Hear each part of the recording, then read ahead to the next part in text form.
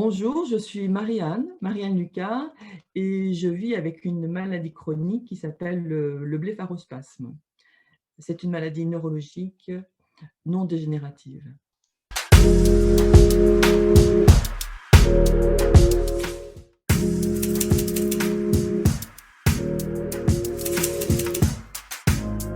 Quand on vit avec une maladie chronique, et encore plus avec une maladie rare, on découvre plein de choses au début. C'est une avalanche d'informations, c'est une avalanche quelquefois de sidération. On ne sait pas dans quel sens aller.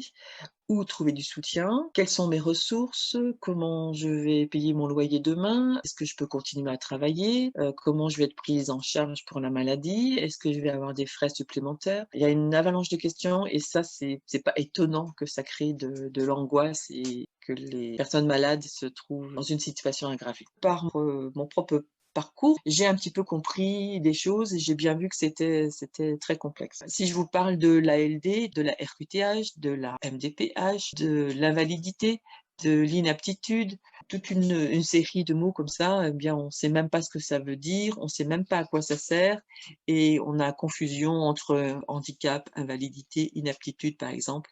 Et en France, on a de la chance parce qu'on a beaucoup de soutien, d'aide, et c'est des administrations quelquefois qui sont différentes, et pour faire le lien entre elles, eh ben, c'est pas si simple de s'y raccrocher, de comprendre quelque chose et puis de soutenir un dossier administratif, de documenter, de justifier, c'est épuisant.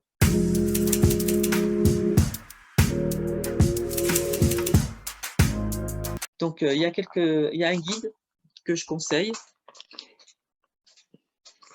qui s'appelle Parcours de santé des personnes maladies chroniques. On peut le trouver sur le site Amadis, qui a été édité en 2019 par une association ICA, Impatients chroniques et associés. Cette association n'existe plus, mais elle s'est reportée vers d'autres. Par exemple, elle s'est reportée vers France Asso Santé aussi. France Asso Santé, c'est des numéros de téléphone sur lesquels on peut aller, qui s'appellent Santé Info Droit. Et puis, on peut répondre à nos questions juridiques, sociales liées à la santé. Il y a des écoutes tenues par des spécialistes. Donc, en même temps, c'est sur France Asso Santé, en allant sur ce site, on trouve aussi des fiches très indicatives, très détaillées sur toutes nos questions en droit en santé. Donc, j'ai fait beaucoup de lectures, même si pour moi, c'était des réelles difficultés. Il y a beaucoup de réponses qui nous décrivent ce qu'est l'ALD. L'ALD, c'est l'affection de longue durée. Donc ça, c'est la Caisse primaire d'assurance maladie qui reconnaît 30 catégories de maladies, et ces 30 maladies sont identifiées. Hélas, les maladies rares ou les maladies peu connues ne sont pas identifiées, donc c'est à nous, patients, de justifier, accompagner nos médecins soignants pour faire cette reconnaissance. Donc l'affection de longue durée, on appelle ça par exemple pour le blépharospasme, c'est pas une maladie reconnue, donc elle va s'appeler affection de longue durée, ALD 31. Il y a également des codes sur les maladies rares qui sont identifiés. Et là, c'est intéressant de consulter sur le site Orphanet. Et en écrivant dans la partie concernée le nom de la maladie, voire les symptômes, on obtient le code de la maladie rare, il y a un code, et ces codes peuvent nous aider à soutenir un dossier concernant les maladies rares. L'ALD sert à compenser le reste à charge concernant les frais pour nos soins. C'est assez spécifique. Si ce dossier n'est pas bien rempli, et souvent les médecins traitants ne savent pas bien le remplir, hélas. Donc, il faut bien considérer ce qui rentre dans 3 paniers différents. Donc, la première partie, ça concerne les neurologues, le médecin traitant, l'ophtalmologue, peut-être le dentiste, peut-être l'orthodontiste, et bien sûr le psychologue, et aussi le kiné également. Donc ça, c'est tous les soignants. Et dans la deuxième partie, ça va être tous les actes médicaux, par exemple l'injection de toxines botuliques, et puis les médicaments.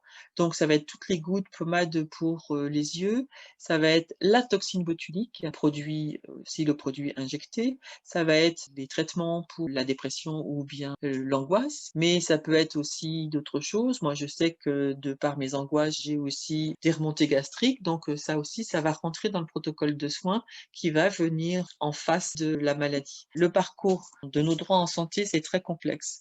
et ça mérite de bien se poser. N'hésitez pas à aller croiser les assistantes sociales qui sont dans vos mairies, les assistantes sociales qui sont auprès de la Caisse primaire d'assurance maladie ou de la CRAMIF, et également aller poser des questions auprès des assistantes sociales de la médecine du travail. Parce qu'on se pose toujours des questions sur: «Je suis en arrêt, mais alors ma retraite, est-ce que je peux avoir ma retraite plus tôt? Combien vont me coûter mes soins? Je perds mon emploi, qu'est-ce que je dois faire? Mon chef d'entreprise veut me licencier, est-ce qu'il a droit?» Les assistantes sociales de la médecine du travail peuvent vous conseiller. Donc il y a des choses qui se font, qui ne sont pas encore centralisées, et ça manque pour dire sur quel site je vais pour me renseigner.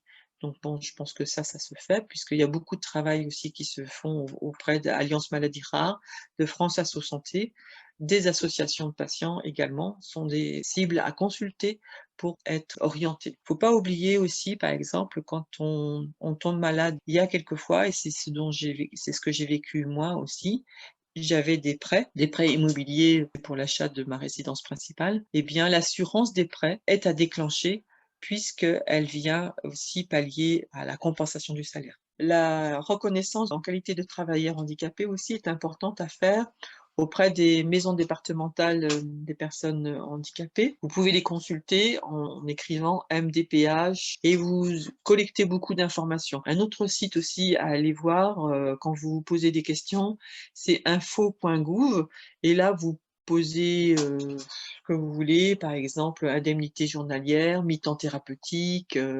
handicap, et là il y a beaucoup d'informations, et vous pouvez aussi obtenir de l'aide auprès de la MDPH. Donc les dossiers MDPH sont assez complexes, peuvent faire peur aussi. Si vous avez des ressources très faibles, eh bien vous pouvez obtenir via la MDPH une allocation d'aide au handicap, et puis surtout vous pouvez obtenir des aides techniques. Il est demandé à personne dans la vie, sauf aux personnes qui sont à demander ce dossier-là. Quels sont nos projets de vie? Alors, c'est complexe à répondre ça, mais en fait, quand on a compris le fonctionnement, notre projet de vie, on voudrait vivre comme avant. Avant, je lisais, je regardais la télévision, je me déplaçais, j'allais danser, j'allais voir des expos, et aujourd'hui, qu'est-ce que je peux plus faire? Alors je peux plus regarder la télévision, je peux plus lire mes documents, administratifs, mes relevés de banque, parce que je peux pas rester concentrée les yeux ouverts. Donc ça, c'est franchement à décrire dans nos projets de vie. Par exemple, je veux aller chez mon médecin à pied, mais je dois traverser 4 rues, des carrefours importants, et je risque de chuter parce que le trottoir, parce que les feux rouges, parce que j'arrive pas à me concentrer. Donc il y a des solutions pour tout ça. La difficulté, c'est d'évoquer nos besoins. Donc ça s'apprend, ça s'entraîne, et il faut bien évoquer vos sujets et il ne faut pas les minimiser, et c'est ce que j'ai réussi à faire en me disant: aujourd'hui ça va à peu près, et demain, comment je fais?» Donc j'ai fait une liste exhaustive de tout ce qui n'était plus confortable pour moi.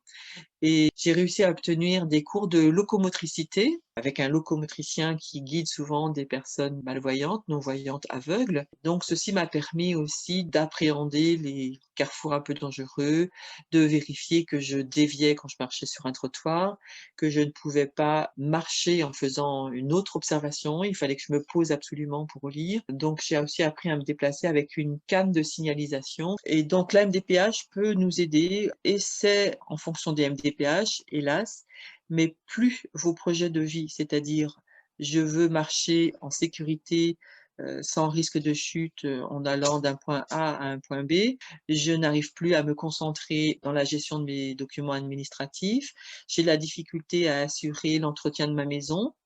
Donc ça, c'est des sujets à évoquer, et la MDPH et notre environnement, sécurité sociale et tous les systèmes autour veillent à ce que nous n'ayons pas d'aggravation sur notre santé.